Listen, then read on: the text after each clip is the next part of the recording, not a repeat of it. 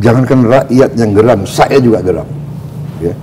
Saya juga geram masalah korupsi ini karena saya mengerti bahwa jangankan rakyat yang geram, saya juga geram. Ya. Saya juga geram masalah korupsi ini karena saya mengerti bahwa sumber daya kita sangat besar, resources sangat besar, dan terjadi kasarnya adalah perampokan lah. Saya bisa harus dikatakan apa nih, perampokan kan. Dan perampokan itu kadang-kadang pakai cara-cara yang sok legal, iya kan? Jadi kalau dicek tidak ada pelanggaran, iya kan? Tender sudah diatur,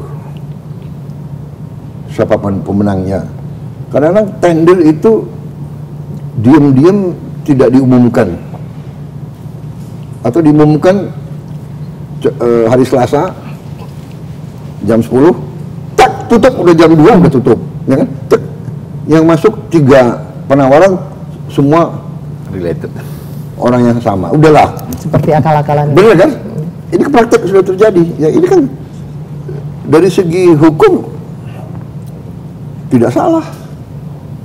Satu, geram. Jaksa Agung juga kadang-kadang geram, Pak, kita sudah tangkap, kita sudah ungkap, sudah berhasil menang di pengadilan negeri. Dia naik banding, kita menang. Terus Mahkamah Agung PK selesai, kita dikalahkan.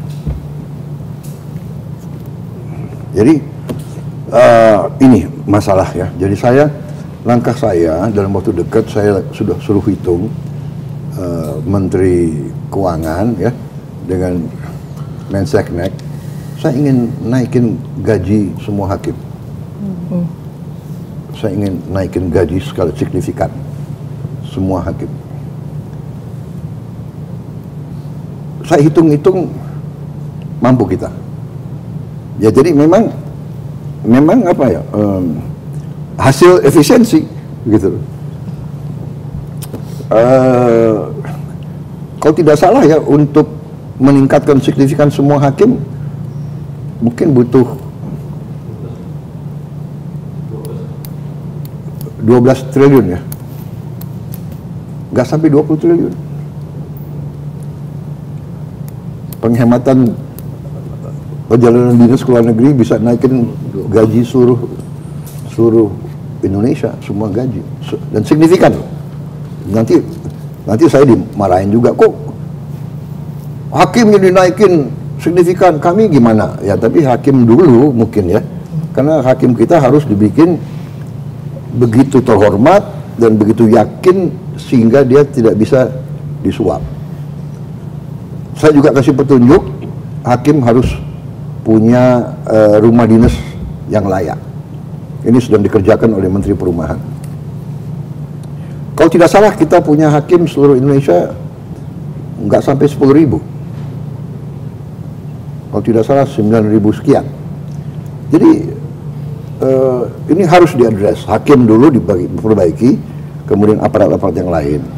Jadi saya sangat sependapat. Jadi pertama, yudikatif kita harus kita bersihkan, perkuat, dan ya maksud saya ya, karena kita tahu penjara kadang-kadang dengan kekuatan uang dia tiap malam bisa keluar jalan-jalan. Meskipun ada di pulau terpencil, kalau ada uang bisa disuap, Pak. Kalau di pulau kecil kan susah dia mau keluar. Bisa sewa helikopter. Oh nggak bisa. Pulau mana gitu kan? Ini sedang kita cari gitu loh, tempatnya, pulaunya gitu. Saya diusulkan ada pulau lepas pantai Banten. Wah ini terlalu dekat saja. Iya kan? Pakai perahu bisa ada yang datang nganter bakmi Gajah Mada mungkin. Nah, jadi saya itu salah satu ya. Nah, masalah dimiskinkan, saya berpendapat begini, makanya saya mau negosiasi selalu, kembalikan yang kau curi, tapi memang susah gitu. ya kan? Karena secara sifat manusia mungkin dia nggak mau ngaku, ya kan? Jadi pertama harus dikasih kesempatan. Jadi apa yang kerugian negara yang dia timbulkan ya harus dikembalikan. Makanya aset-aset pantas kalau negara itu menyita.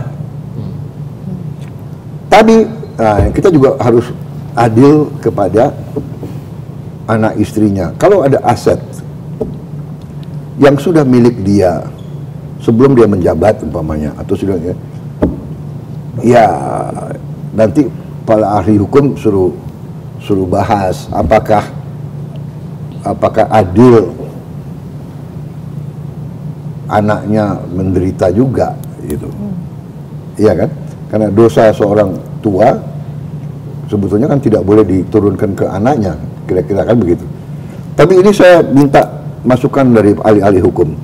Hanya memang benar harus ada suatu sikap jera, karena kadang-kadang dengan kekuatan uang, okelah aku ditangkap, okelah aku masuk pengadilan, paling saya dikasih 6 tahun, nanti 6 tahun saya jalankan 3 tahun, habis itu saya keluar.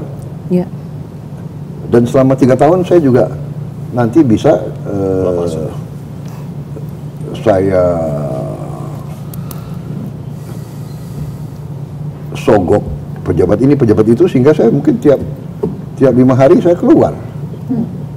Iya kan? Jadi ini masalah gitu loh. Jadi saya memang mengatakan ke aparat hukum, kalau hakim kasih vonis yang tidak masuk akal, yang menyakiti perasaan rasa adil rakyat, kita naik banding. Dan kita berhasil berapa kali, iya kan? Benar nggak? Ada kasus berapa triliun dia hilangkan, hanya dapat berapa tahun itu? Ya. Harvey Muiz, Pak. Iya. Dan ada yang lebih parah, ada yang lolos sama sekali. Ini saya suruh kejar ini delik-delik hukumnya. Jadi ini masalah serius. Ini benar. Rakyat geram. Jangan rakyat geram. Saya yakin kalian semua geram semua. Kalian mengerti, ya kan? We are not stupid, benar nggak? Kalau kasus dia hilangkan 100 triliun, dapat 6 tahun, ini kan nggak masuk akal. Iya kan? Jadi saya sangat sependapat ya, hukuman mati. Pada prinsipnya, ya sebenarnya kalau bisa kita tidak hukuman mati. Karena hukuman mati itu final. Padahal mungkin saja kita yakin 99,9% dia bersalah.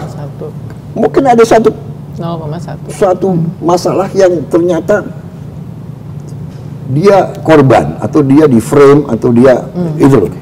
Kalau hukum mati final, kita nggak bisa hidupkan dia kembali, ya kan? Sehingga pada prinsipnya ya, banyak pelaksana hukum mati kan diulur, ya kan? Bahkan ujungnya juga tidak dilaksanakan sebenarnya kan. Itu kita lakukan jurisprudensi pemimpin-pemimpin kita sebelum, ya kan? Bung Karno tidak melaksanakan, berapa orang yang dihukum mati, Pak Harto tidak laksanakan, berapa orang dan seterusnya. Dan saya pada prinsipnya juga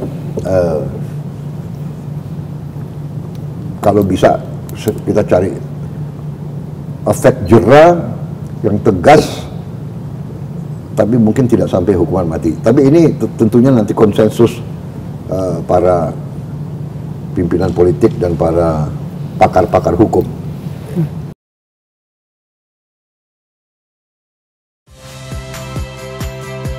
Saya Friska Clarissa. Saksikan program-program Kompas TV melalui siaran digital, pay TV, dan media streaming lainnya. Kompas TV, independen, terpercaya.